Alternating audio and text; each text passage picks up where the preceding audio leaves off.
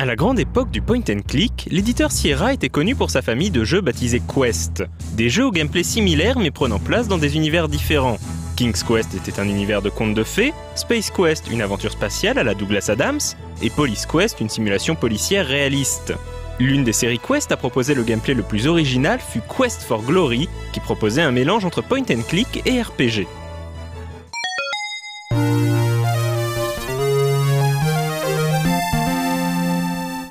Le premier épisode de la série est tout d'abord sorti sous le nom Heroes Quest, mais fut par la suite rebaptisé Quest for Glory en raison d'un problème de droit avec le jeu de plateau Hero Quest de MB et Games Workshop. Créé par Laurie Ann Cole, Heroes Quest reprenait le moteur de jeu SCI commun à tous les jeux d'aventure Sierra de cette époque. On contrôlait donc le personnage en cliquant avec la souris et en tapant les actions au clavier. La particularité du jeu était que le joueur devait choisir entre 3 classes en début de partie, le guerrier, le magicien ou le voleur. Son choix et les compétences associées changeaient la façon de résoudre les puzzles et certaines des quêtes proposées. Le passage du jour et de la nuit avait une incidence sur l'univers de jeu. Le joueur ne gagnait pas d'expérience dans les combats, mais améliorait ses compétences à force de les utiliser. Le système de jeu était donc plutôt évolué. Le jeu prend place dans le petit village de Spielberg, victime d'une malédiction lancée par la sorcière Baba Yaga. Le joueur incarne un personnage nommé simplement le héros, et va devoir affronter les forces du mal pour sauver le village. Le jeu mélangeait une intrigue de fantasy bien ficelée avec un humour parfois très caustique réminiscent des livres de Terry Pratchett. En 1992, Sierra réalisa des remakes VGA de ses premiers jeux. Heroes Quest en fit partie, et à cette occasion, son nom fut définitivement changé en Quest for Glory.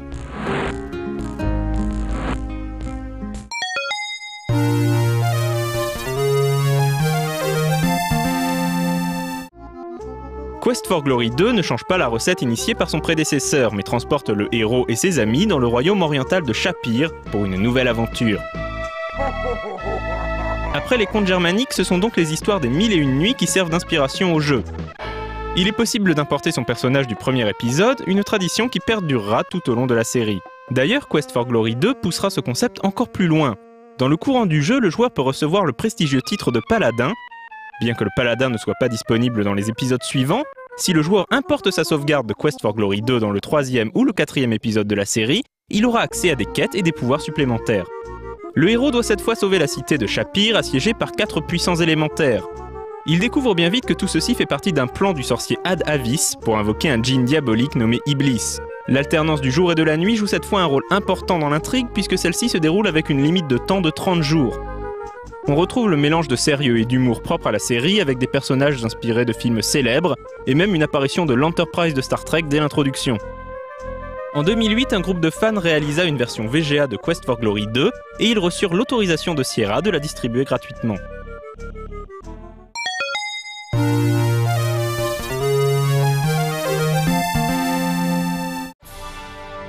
Initialement, les designers Cory et Laurie Ann Cole n'avaient prévu que 4 épisodes de Quest for Glory, mais décidèrent de proposer un épisode intermédiaire.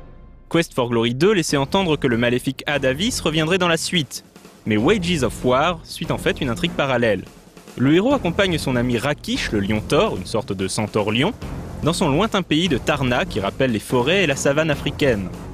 Le héros doit empêcher les humains d'entrer en guerre contre les hommes léopards et ainsi empêcher le retour d'un ancien démon. Cette fois-ci, ce sont les mythes africains qui sont à l'honneur et servent de cadre au jeu.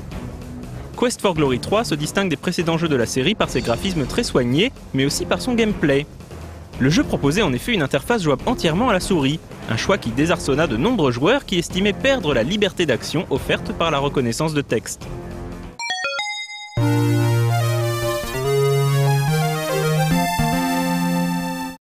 Après un écart dans les terres de Tarna, la saga Quest for Glory reprit son plan initial en envoyant le héros en Mordavie, un pays évoquant l'Europe de l'Est. Évidemment, la Mordavie se révèle être une terre de monstres et de vampires. Le héros doit y affronter Ad Avis, fraîchement ressuscité, et bien décidé à invoquer Avuzel, une divinité cthulhienne. L'ambiance de Quest for Glory 4 est plus sombre que dans le reste de la série, avec des ennemis et des monstres plus inquiétants. Pour les affronter, le jeu proposait un nouveau système de combat assez spécial, évoquant une sorte de jeu de baston contrôlé à la souris. Quest for Glory 4 est malheureusement connu pour son nombre impressionnant de bugs. Malgré tout, la créatrice de la série, Laurie Ann Cole, a déclaré qu'il s'agissait de son épisode favori. La saga Quest for Glory semblait prête à entamer son ultime chapitre, mais Sierra décida d'interrompre la série pour se consacrer à d'autres projets. Les fans commencèrent alors un lobby pour convaincre Ken Williams, le patron de Sierra, de produire l'ultime épisode tant attendu.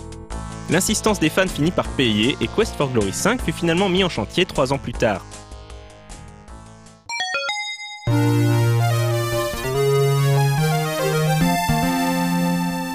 Dans cet ultime épisode, c'est la mythologie grecque qui sert d'inspiration. Et l'ensemble du jeu baigne dans une ambiance méridionale qui change agréablement des standards de la fantasy habituelle. Après avoir vaincu Adavis, le héros est invoqué par le magicien Erasme pour se rendre au pays de Silmaria, dont le roi vient d'être assassiné. Comme le jeu le résume dès le départ avec son humour caractéristique, vous êtes le gentil et vous devez aller vaincre les méchants. En réalité, ce n'est pas aussi simple, il s'agit en fait de prendre part à un tournoi dont le vainqueur deviendra le nouveau roi de Silmaria. C'est aussi l'occasion pour le héros de retrouver de nombreux personnages rencontrés au cours de ses précédents voyages. Quest for Glory 5 était en 3D et utilisait un mélange de techniques. Les personnages étaient en vrai 3D, tandis que les décors étaient précalculés et permettaient une rotation à 360 degrés. L'équipe de développement a réalisé les graphismes sur Mac et la programmation sur PC, pour finalement sortir le jeu sur les 2 supports. Le jeu devait proposer un mode multijoueur, mais il fut finalement supprimé pour pouvoir tenir les délais. A noter qu'il est toujours possible d'importer son personnage d'un des jeux précédents. Au terme de son aventure, le héros aura vaincu le terrible dragon du chaos et peut-être sera-t-il même devenu le nouveau roi de Silmaria. Il pourra également prendre femme parmi 4 compagnes possibles issues des épisodes précédents. Quest for Glory 5 est donc une belle conclusion à la série de Laurie and Cole.